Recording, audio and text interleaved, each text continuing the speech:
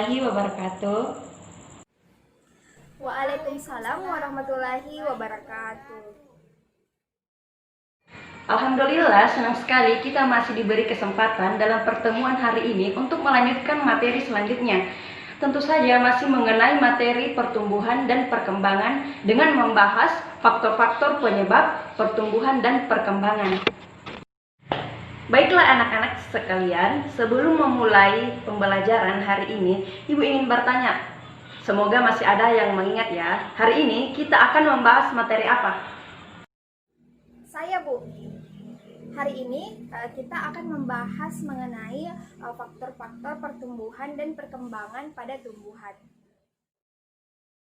Ya, bagus sekali ya anak-anak. Terima kasih atas jawabannya.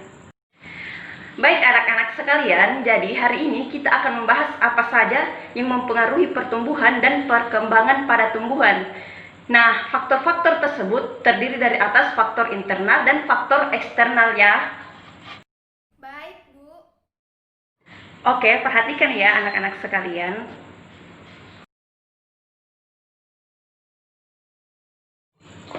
Mungkin anak-anak sekalian pernah mendengar pepatah yang mengatakan buah jatuh tak jauh dari pohonnya.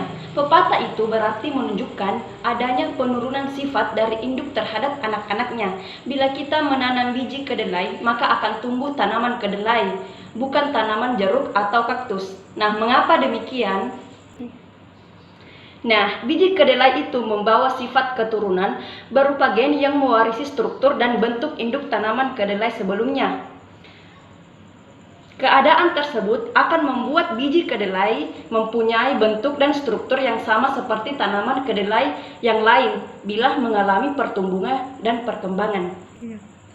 Nah, selanjutnya terdapat pengaruh hormon anak-anak sekalian. Tumbuhan juga menghasilkan beberapa hormon untuk pertumbuhan dan juga perkembangannya. Di antaranya ada hormon auksin, giberelin, gas etilen, dan sitokinin. Mengerti sampai di sini anak-anak? Mengerti, Bu. Baik, Ibu lanjutkan ya. Jadi, pada jenis-jenis hormon yang dihasilkan memiliki peranan masing-masing dalam tumbuh kembangnya suatu tumbuhan. Yang pertama adalah hormon auksin. Hormon ini tumbuh pada ujung akar jaringan yang aktif membelah atau meristematis pada tumbuhan monokotil. Nah, fungsi dari hormon auksin adalah untuk pemanjangan sel. Hormon selanjutnya adalah giberelin. Hormon giberelin ini biasanya terdapat dalam tumbuhan untuk membantu proses perkecambahan pada biji yang nantinya akan tumbuh sampai pada biji yang nantinya akan tumbuh sampai timbul di atas tanah. Lain terdapat gas etilen pada tumbuhan yang berfungsi untuk membantu proses pematangan pada buah. Untuk itu, gas metilen juga sangat penting dalam tumbuhan. Selanjutnya adalah hormon sitokinin. Nah, hormon sitokinin berfungsi dalam pertumbuhan pucuk serta pelebaran pada daun. Yang terakhir yaitu asam absisat yang berfungsi mengurangi kecepatan dan pembelahan sel dan terjadinya dormansi pada biji. Nah, itu tadi penjelasan mengenai faktor internal tumbuh kembangnya tumbuhan. Bagaimana? Paham anak-anak? Paham, Ibu. Oke, baik, Ibu lanjutkan lagi ya. Selanjutnya adalah faktor eksternal pengaruh dari pertumbuhan dan perkembangan tumbuhan. Nah, faktor eksternal berarti pengaruh dari luar, yang dimaksud adalah lingkungan sehingga meliputi suhu, cahaya, kelembapan air, dan mineral serta oksigen. Suhu merupakan faktor lingkungan yang sangat penting karena tumbuhan memerlukan temperatur dalam tumbuh kembangnya. Selain itu, adanya suhu yang sesuai, maka tumbuhan akan dapat melakukan fotosintesis, respirasi, maupun transpirasi. Nah, cahaya juga sangat berperan penting pada tumbuhan, karena cahaya digunakan untuk kebutuhan fotosintesis. Nah, coba anak-anak sekalian bayangkan, jika tidak ada cahaya, apakah semua tumbuhan tetap hidup? Tentu saja tidak, karena tumbuhan tidak dapat melakukan fotosintesis. Kemudian yang terakhir adalah pertumbuhan juga memerlukan yang namanya respirasi.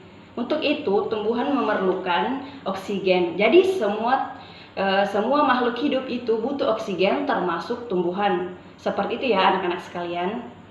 Nah sekarang siapa yang ingin menyebutkan apa saja faktor internal dan faktor eksternal pada tumbuhan dan perkembangan tumbuhan? Ayo angkat tangan. Saya, Bu. Faktor internalnya itu terdiri atas gen dan hormon. Sedangkan faktor eksternalnya itu adalah lingkungan yang terdiri atas cahaya, kelembaban, suhu, nutrisi, dan oksigen. Bagus sekali ya jawabannya. Berarti Ibu anggap semua sudah paham ya materi ini. Ibu harap semua sudah mengerti.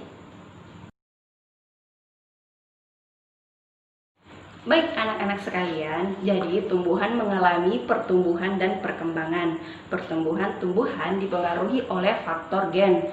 Faktor internal berupa hormon tumbuhan terdiri atas auksin, sitokinin, giberelin, dan gas etilen.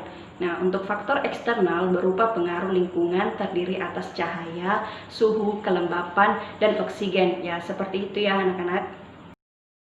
Baik, Ibu. Baik, cukup sekian pertemuan kali ini ya. Ibu harap semua sudah mengerti ya. Baik, wassalamualaikum warahmatullahi wabarakatuh. Waalaikumsalam warahmatullahi wabarakatuh.